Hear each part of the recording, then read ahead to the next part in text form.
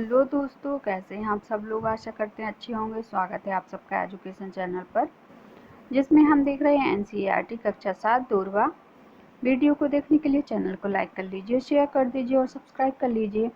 आइए शुरू करते हैं इस वीडियो के माध्यम से इस पाठ को पढ़ना। पाठ 15 गीत।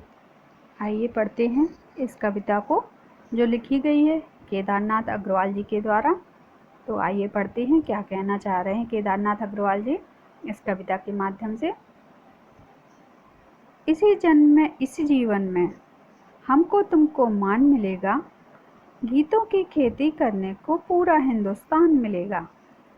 तो कवि इस कविता के माध्यम से गरीब मजदूरों की बात कर रहे हैं और कह रहे हैं कि इसी जन्म में इसी जीवन में, जो हमारा यह जन्म हुआ है, इसी जन्म में हमको और तुमको मान सम्मान मिलेगा और गीतों की खेती करने के लिए, मतलब खुशहाली की खेती करने के लिए, खुशहाली रूपी गीत गाने के लिए पूरा हिंदुस्तान मिलेगा।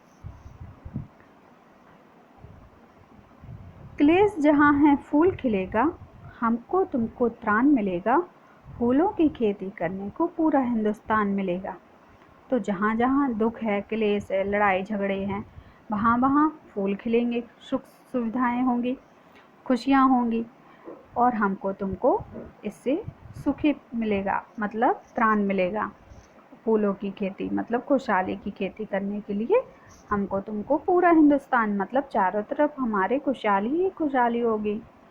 दीप बुझे हैं जिन आँखों के, उन आँखों को ज्ञान मिलेगा, विद्या की खेती करने को पूरा हिंदुस्तान मिलेगा। तो दीप बुझे मतलब जिन आँखों पर अंधकार छाया हुआ है, जिनको अज्ञानता का अंधकार छाया हुआ है, उनकी आँखों को ज्ञान मिलेगा, मतलब ज्ञान रूपी उजाला उनकी आँखों को मिलेगा और विद्या रूपी खेती हमारे पूरे हिंदुस्तान में होगी। सब लोग जागरूक होंगे, सभी को सभी प्रकार का हक मिलेगा। तो ऐसा हमारा पूरा हिंदुस्तान बनेगा। मैं कहता हूँ फिर कहता हूँ, हमको तुमको प्राण मिलेगा, मोरों सा नर्तन करने को पूरा हिंदुस्तान मिलेगा। तो केदारनाथ जी पूरे विश्वास के साथ बार बार कह रहे हैं कि मैं कहता हूँ और फिर से कहता हूँ कि हमको तुमको प्राण मिलेगा, मतलब खुशहाली का वातावरण मिलेगा। मोरों जैसा नर्तन करने को, नाचने के लिए मन करेगा, उत्साह बढ़ेगा। ऐसा हिंदुस्तान हमारा फिर से आएगा और हम फिर से खुशहाली के साथ इस हिंदुस्तान में रहेंगे, ऐसी कवि की आशा है। तो आगे देखते हैं हम इसके शब्दार्थ को। मान आदर सम्मान, पीड़ा क्लेश पीड़ा, त्राण भय से भय के कारण मुक्ति। प्राण मतलब प्राण, नर्तन मतलब नाच नृत्य, ज्ञान मतलब जानकारी जानना। आगे हम इनके प्रश्नों के उत्तर को देखते हैं अभ्यासकार के माध्यम से। पहला प्रश्न है, कवि फूलों, गीतों और विद्या की खेती क्यों करना चाहता है। उत्तर है, कवि कहता है कि मैं फूलों, गीतों और विद्या की खेती करना चाहता हूँ, क्योंकि कवि ने इन सब की तुलना किसी न किसी चीज़ से की है। जैसे फूल में को कवि प्रेम का स्वरूप मानता है और कवि कहता है कि इसमें लोगों में सद्भावना और भाईचारा बढ़ेगा। प्रेम से कोई लड़ाई नहीं होगी, हमें एक अच्छा भाईचारा वाला हिंदुस्तान मिलेगा। गीतों की खेती की तुलना कवि ने हर किसी से को जागृत करने से की है। अगर हम सबको बताएंगे, प्रेरणा देंगे, तभी सब हमारा इस काम में साथ देंगे। विद्या की खेती से कवि का कहना है कि विद्या का प्रचार करने से सभी को, अर्थात भारत में के गांव-गांव, गली-गली में शिक्षा को बढ़ावा मिलेगा और लोगों के जीवन में नया संचार होगा। जब जानकारी होगी तो लोग सभी चीज़ को उत्साह से करने की कोशिश करेंगे। अगली पंक्तियाँ हैं, इसी जन्म में इस जीवन में हमको तुमको मान मिलेगा। कवि कहता है कि इसमें कवि ने कहा है कि यदि हम सबसे प्रेम का भाव रखेंगे और साथ में अगर सब लोगों तक शिक्षा पहुंचेगी, तब भी समाज के द्वारा की गई घृणा को दूर करेंगे और उससे दूर होंगे, जो ज़्यादातर गरीब लोगों के साथ होती आई है। शिक्षा उनके जीवन में नया रूप देगी, जिससे उन सबको सम्मान मिलेगा। अगला प्रश्न है, कविता की कुछ पंक्तियाँ छांट कर लिखो जिनसे पता लगा कि कवि को इस बात पर पूरा भरोसा है कि वह एक दिन सबको मान मिलेगा। उत्तर है, इसी जन्म में इस जीवन में हमको तुमको मान मिलेगा, गीतों की खेती करने को पूरा हिंदुस्तान मिलेगा। अगला प्रश्न है,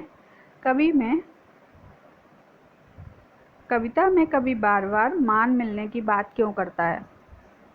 मान मिलने से हमारे तुम्हारे जीवन में क्या बदलाव आएगा? उत्तर है, कई बार जब लोगों द्वारा हमें अच्छी दृष्टि से नहीं देखा जाता, जब कोई हमारा सम्मान नहीं करता, हमें नकारा जाता है, तो इससे हमारी ज़िंदगी में निराशा बढ़ जाती है। अगर हम कुछ करना चाहें तो भी नहीं कर पाते, लेकिन अगर हमें मान मिलना, सबका साथ मिलना शुरू हो जाए, जो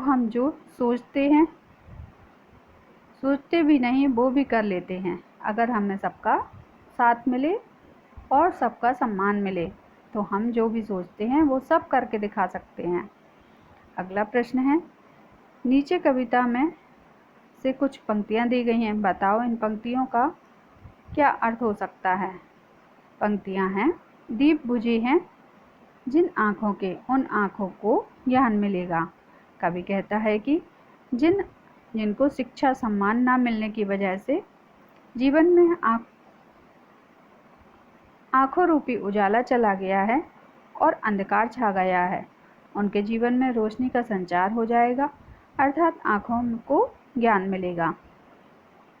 अगली पंक्ति है, क्लेश जहाँ है फूल खिलेगा। कवि का तात्पर्य है, जहाँ लोगों में एक दूसरे के प्रति द्वेष, घृणा भावना पैदा हो गई है, जहाँ कोई किसी का सम्मान नहीं करता है, सब भूलकर प्यार का फूल खिलेगा, अर्थात भाईचारा बढ़ेगा।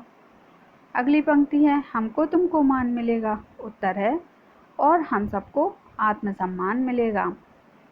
अगली पंक्ति है, तुम्हें अपने आसपास यदि लगे कि किसी को सचमुच ही में आज ही मान सम्मान नहीं मिला है और उसको तुम मान सम्मान दिलाना चाहते हो, तो उनके नामों की सूची बनाओ।